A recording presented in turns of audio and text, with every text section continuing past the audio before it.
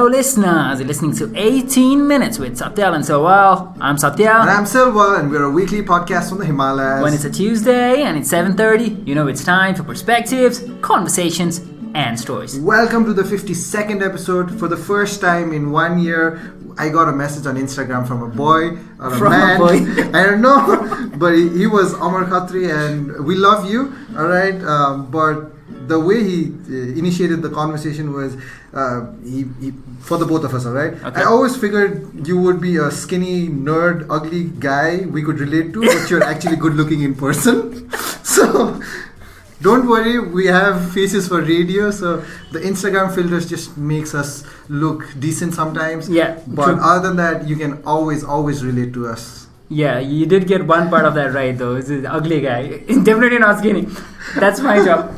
Alright, so in the last episode, we did that for that one listener who might be feeling low, and Sara was pouring his heart out, talking about how he just works for 15 hours. I would be pretty happy if I was just working 15 hours, but that somehow was bothering him. So I looked around and I wanted to bring in somebody who could help Sara find a good job and understand the job market better. So who better than Prayas Rajopadhyay, who is a management consultant and trainer at Job Dynamics. Prayas, welcome to the show. Thank you so much.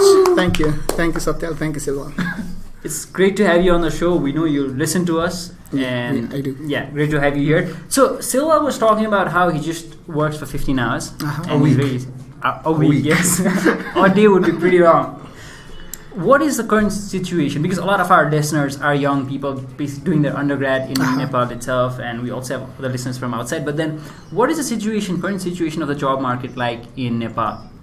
So, if you talk about current situation of job markets, so there are a lot of jobs available, but the thing here is there are not correct people available. Okay. So there are a lot of jobs. People think they're not jobs, so they're there's not much of opportunity here in Nepal. But the true story here is there are jobs, but people are not happy about finding the right job. Mm-hmm. So what people I interact with a lot of college students, mm-hmm. and what they actually tell me is like, I want a job, I want a bank job, I want it in HR, I want monthly 20,000 rupees.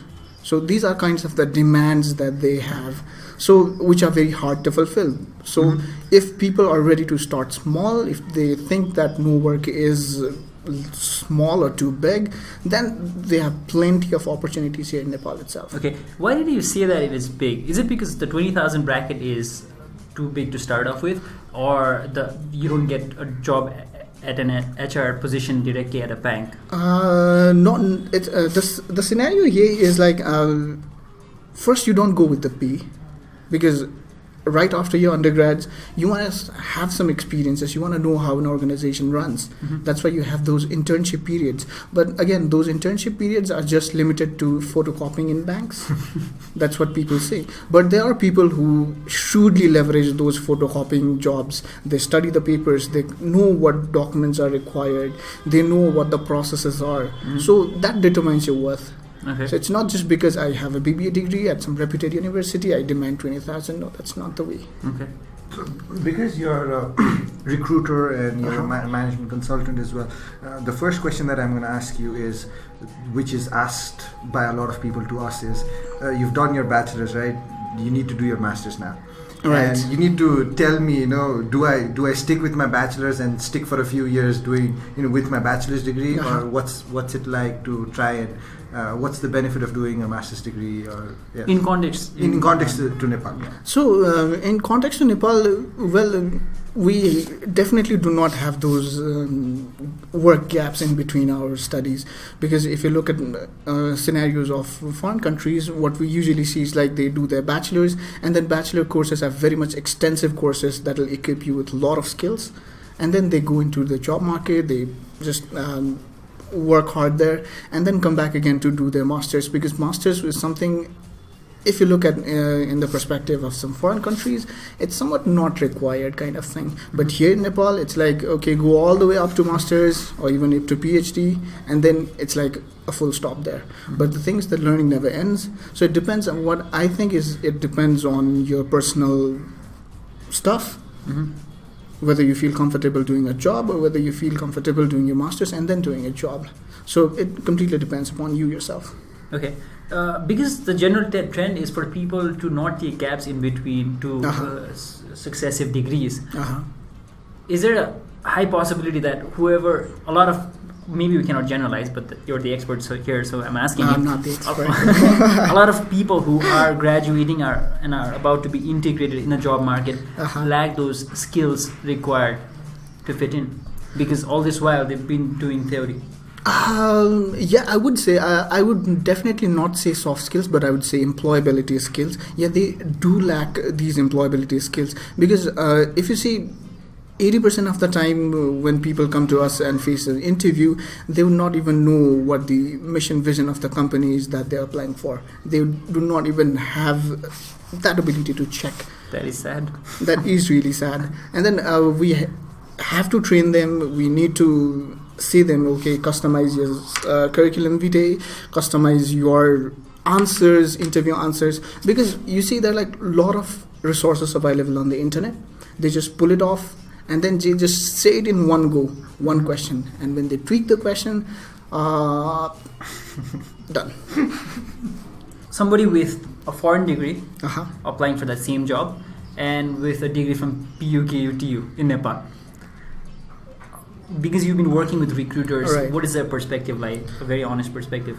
Very honestly, it's really sad to say, but yes, people returning to Nepal with foreign degrees do have an upper hand than those people who have degrees here. So that might be one frustrating fact that might increase the tendency of people to go abroad.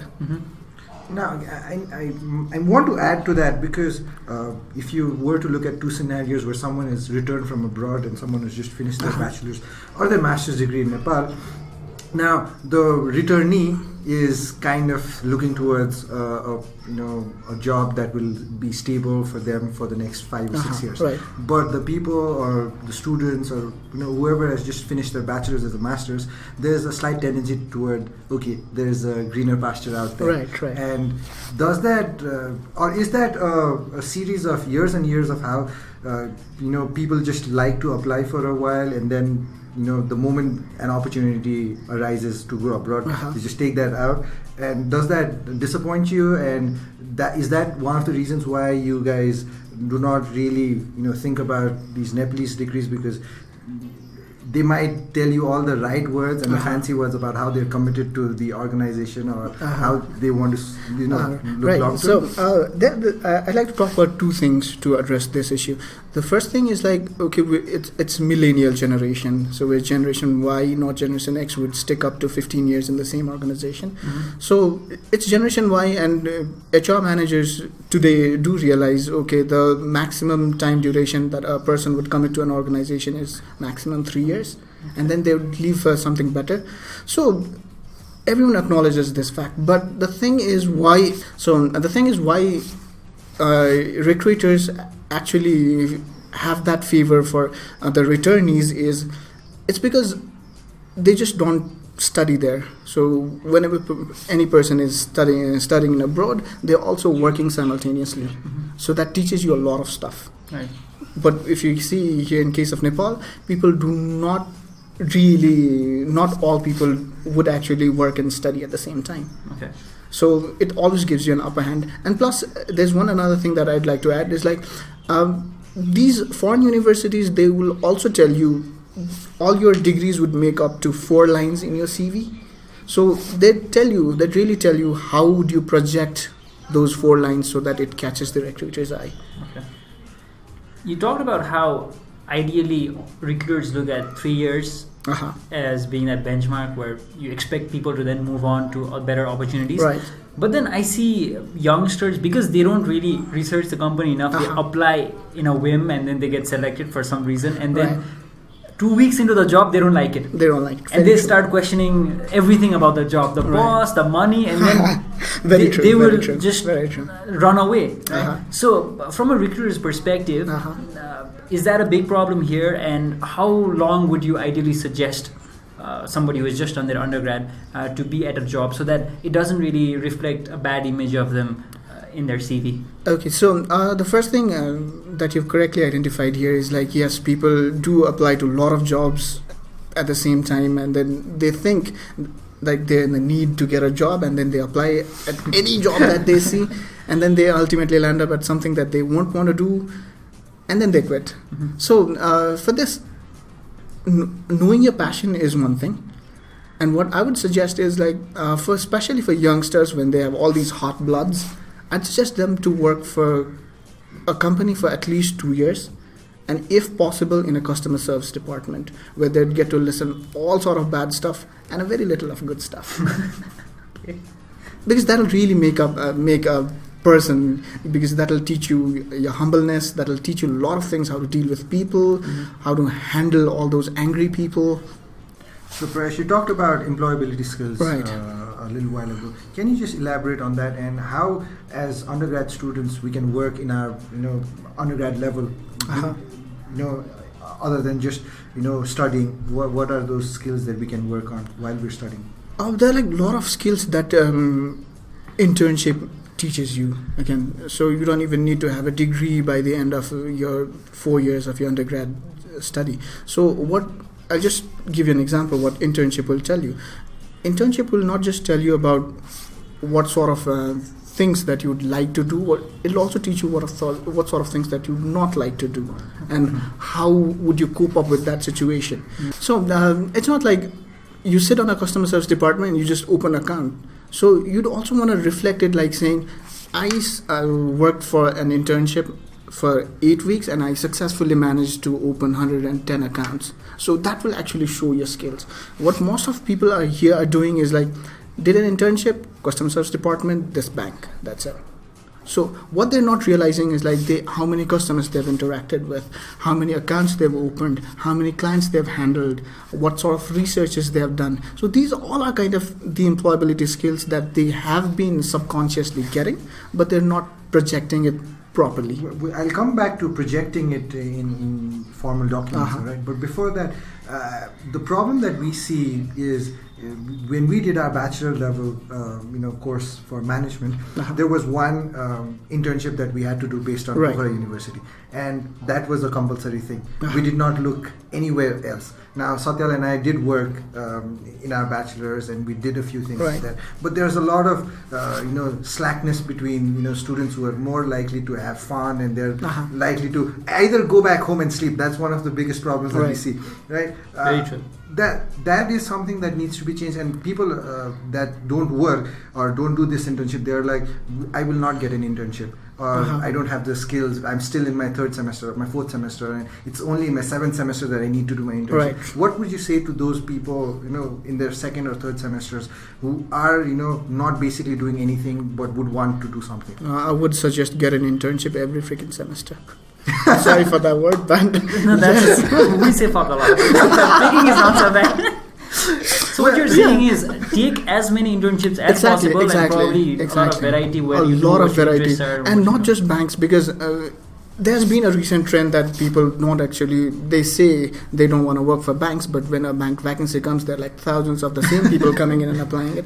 But yes, don't just go for banks, go for advertisement sectors, go for hospitals, because hospitals do also have management thing there. Go for NGOs, go for INGOs. And companies would want these young bloods to be in their organization as interns. Firstly, they're doing it for free. Exactly. Right? But other than that, they're also looking at potential employees. Yeah, you're building Right, relations right. as you We'll be go. doing One that. thing I've Very seen true. while in my mentoring sessions is a lot of us just wait for that degree so that we can start doing something. Yeah. So what it basically means is you're waiting 4 years before you to start doing anything, and because you've not done anything, skills is zero, and then you don't even know that something like right attitude exists. Right. So what I ask them is to flip it around and say right attitude first. So when an opportunity comes in, don't ask yourself if I can do it. Ask, do I want to do it? Exactly. Then build skills, and then domain knowledge is available everywhere. So you can just Google it, learn from different I'll just give you an example right from my office here itself. We've had a lot of interns here itself, but there were a few interns who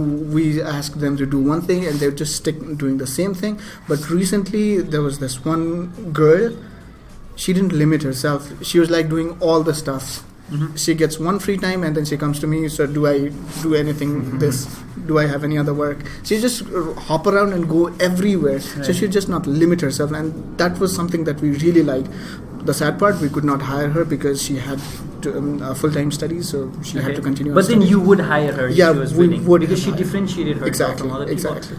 Yeah, that's a really good point. Now let's come back to the formal documents. Of, Right. projecting your skills into that formal document. Just give us a rundown on the different kinds of CVs and resumes. And we basically don't know a lot about it.